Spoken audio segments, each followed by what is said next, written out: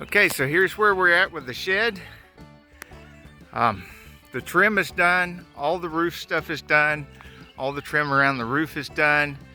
The only trim that's not done is around the doors because I'm in the middle of building the doors.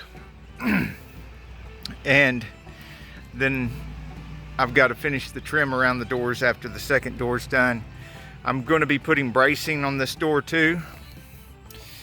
And it looks like Tigger is done with his inspection.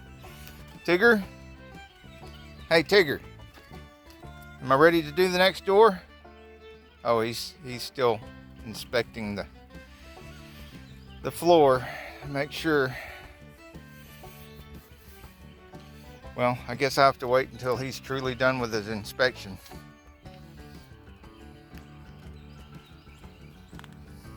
Tigger, you gonna just triple and quadruple check every little tiny thing over and over again?